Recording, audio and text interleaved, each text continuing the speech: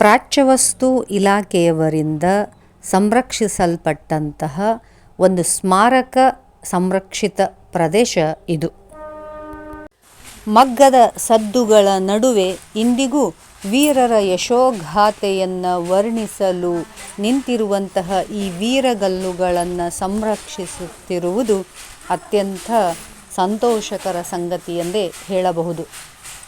ನೀವಿಲ್ಲಿ ಗಮನಿಸ್ತಾ ಇರೋದು ರಾಷ್ಟ್ರಕೂಟರು ಮತ್ತು ಕಲ್ಯಾಣಿ ಚಾಲುಕ್ಯರ ಕಾಲದಲ್ಲಿ ದೊರೆತಂತಹ ವೀರಗಲ್ಲುಗಳನ್ನು ಸಂಗ್ರಹಿಸಿಟ್ಟಂತಹ ಒಂದು ಸ್ಥಳ ಮಲ್ಲರಾಯನ ಕಟ್ಟೆ ಎಂದು ಚಿರಪರಿಚಿತವಾದಂತಹ ಸ್ಥಳ.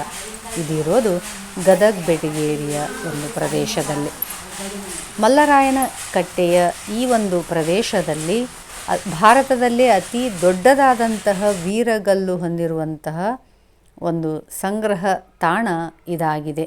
ಇದಕ್ಕಿಂತಲೂ ದೊಡ್ಡ ವೀರಗಲ್ಲುಗಳು ಇರಬಹುದೇನೋ, ಆದರೆ ಮಾಹಿತಿಯ ಪ್ರಕಾರ ಇಲ್ಲಿ ದೊರೆತಂತಹ ವೀರಗಲ್ಲು ಅತಿ ದೊಡ್ಡದಾದಂತಹ ವೀರಗಲ್ಲು ಎನ್ನುವಂತಹ ಒಂದು ಅನುಭವಿಕರ ಮಾತನ್ನು ನಾವಿಲ್ಲಿ ಕೇಳಿದ್ವಿ.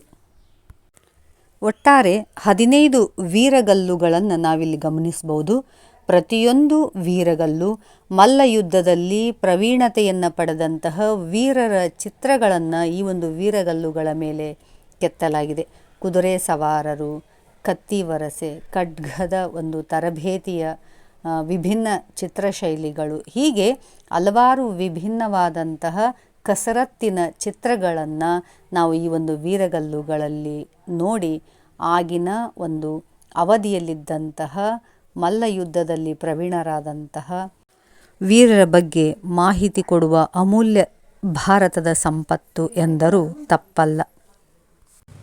ಮಲ್ಲಯುದ್ಧದಲ್ಲಿ ಪ್ರಾವೀಣ್ಯತೆ ಪಡೆಯುವಂತಹ ಯೋಧರ ಗರಡಿಮನೆ